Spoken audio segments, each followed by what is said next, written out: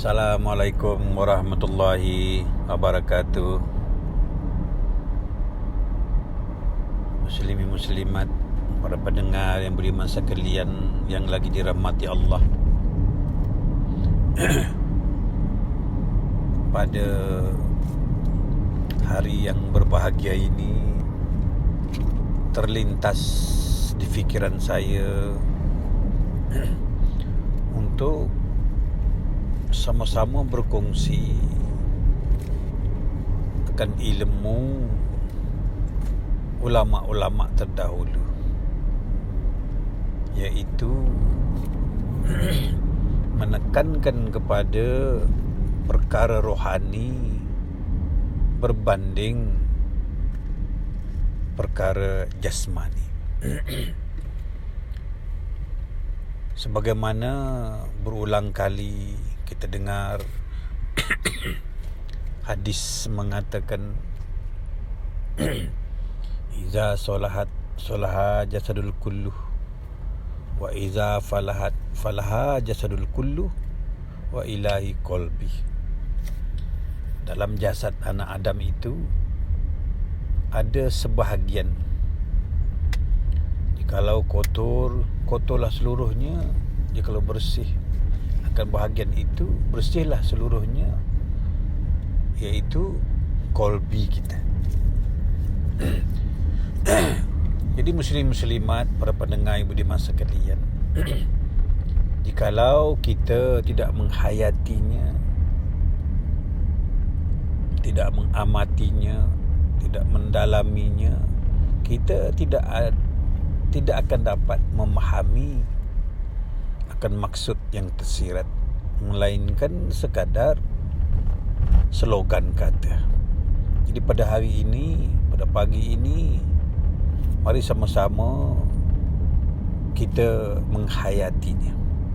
Jadi muslim-muslimat, para pendengar yang beriman sekalian, hadis itu menekankan kita supaya melebihkan, meninggikan, membesarkan perkara rohani berbanding jasmani. Selama ini kita hanya memertabatkan jasmani tanpa mempedulikan rohani. Rohani ini isi, rohani ini artinya hakikat. Ramai di kalangan kita pada akhir-akhir ini membelakangi hakikat. Wala syari'atin ala hakikatun batilatun. Barang siapa mengerjakan hanya perbuatan syariat, perbuatan zahir, tanpa perbuatan hakikat, tanpa perbuatan batin, itu batal. Ini membuktikan perbuatan rohani, perbuatan batin, perbuatan hakikat itu adalah suatu yang bernilai tinggi. Rohani ini, perbuatan rohani ini sesuatu perbuatan yang mahal harganya. Perbuatan zahir itu murah harganya. Tetapi kenapa kita tidak memilih yang mahal? Berebut-rebut memilih yang murah. Pengaruh rohani, kuasa rohani ini besar. Contohnya, dengar baik-baik. Contohnya penyakit rohani dengan penyakit jasmani. Seandainya kita dikurung di dalam suatu penjara, dikurung akan jasad kita, dikurung akan jasmani kita, dikurung akan zahir kita, tetapi kita masih boleh makan, masih boleh bercakap, masih boleh bertukar-tukar pendapat, masih boleh bermain. Seumpamanya orang dalam penjara, ya, masih boleh makan. Tetapi jikalau orang yang dikurung akan jiwanya, akan rohaninya, Seumpamanya seorang isteri ditinggalkan suami. Ini contoh antara rohani dengan jasmani. Jasmani biarpun dikurung, masih lalu kita makan, masih kita boleh tahu mandi.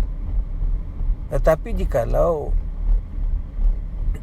dikurung rohani, dikurung jiwa kita, diseksa jiwa kita, seumpamanya isteri ditinggalkan suami pada kebiasaannya, tak lalu makan, diberi makan yang enak pun tak lalu, diberi pakaian yang cantik pun tak nak pakai. Kalau dulu mandi 3 kali satu hari, sekarang ni sudah jadi 3 hari 1 kali. Jadi pengaruh jiwa amat besar. Pengaruh rohani ini amat berat berbanding dengan perkara jasmani. Jadi begitu juga dalam amal ibadah. Kenapa kita masih memberati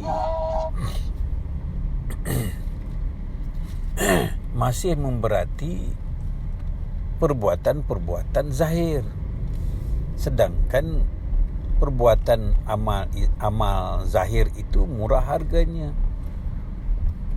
Amal hati, amal rohani itu mahal harganya. Kenapa kita tidak memilih yang mahal? Contohnya lagi, solat ini menghindari kemungkaran. Tetapi ada orang yang bersolat masih melakukan kemungkaran. Bermakna perbuatan zahir dalam bersolat itu tidak boleh menghindari daripada melakukan kemungkaran. Tetapi jikalau kita bersih rohani kita, bersih jiwa kita, bersih hati kita, biarpun tidak bersolat, seumpamanya dia tidak melakukan kemungkaran. Begitu juga dengan puasa. Puasa ini mengasuh kita melawan nafsu. Tetapi ada orang yang berpuasa masih tidak boleh mengawal nafsunya, kerana dia hanya berpuasa lapar dan dahaga, tidak puasa rohaninya. Tapi bagi orang yang berpuasa rohani, biarpun tidak menahan lapar dan dahaga, dia boleh mengawal akan nafsunya.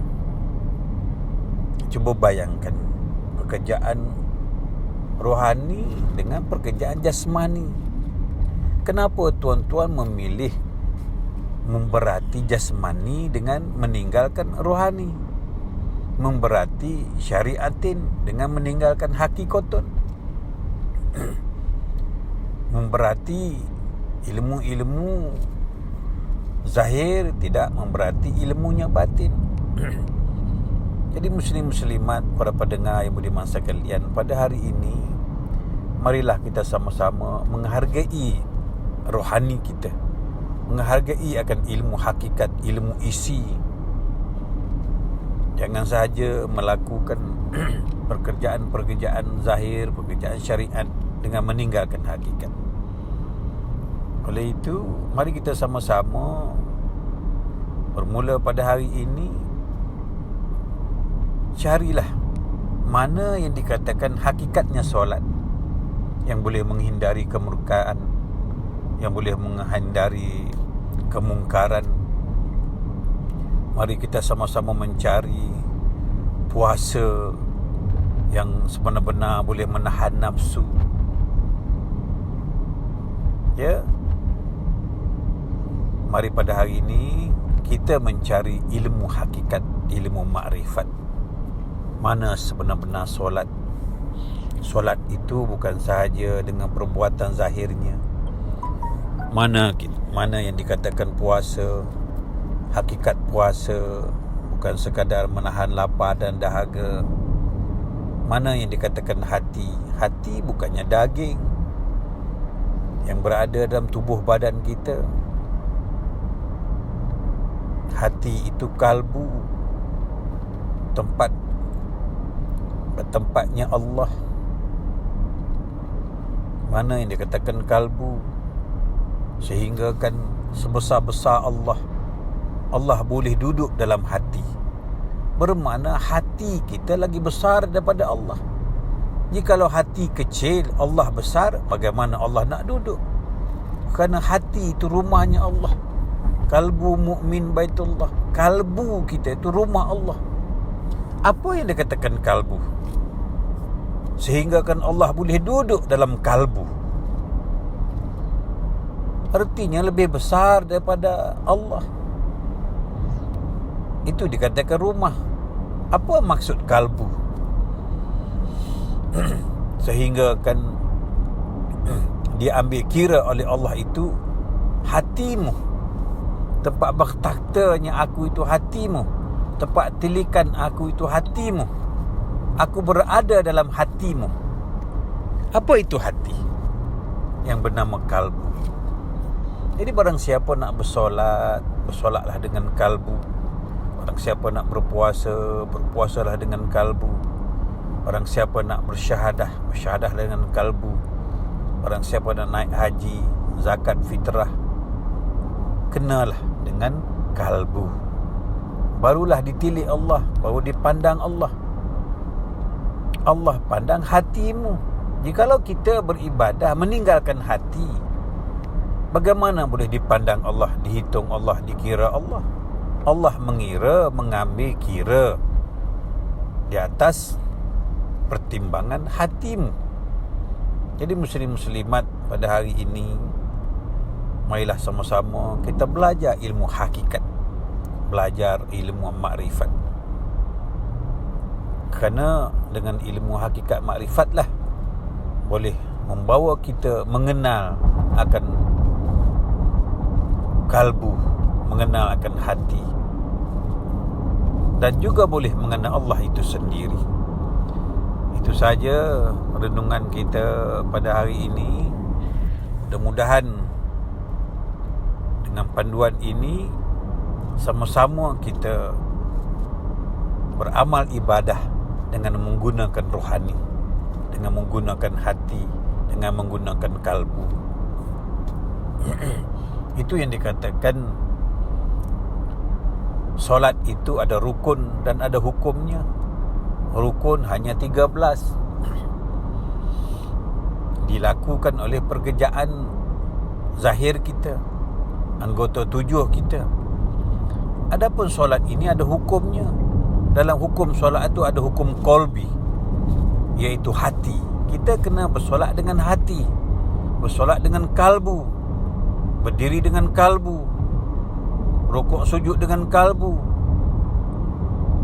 Itu yang dikatakan hukum qalbi, hukum kalbu. Tetapi jikalau kita tidak mengenal kalbu, tidak mengenal hati, bagaimana nak bersolat dengan kalbu? Sedangkan itu rukun yang tak boleh kita tinggal. Jadi sedarlah pada hari ini, sesungguhnya solat itu selain daripada zahir, ada batinnya, iaitu bersolat dengan kalbu. Wabillahi taufiq wa hidayah. Wassalamualaikum warahmatullahi wabarakatuh.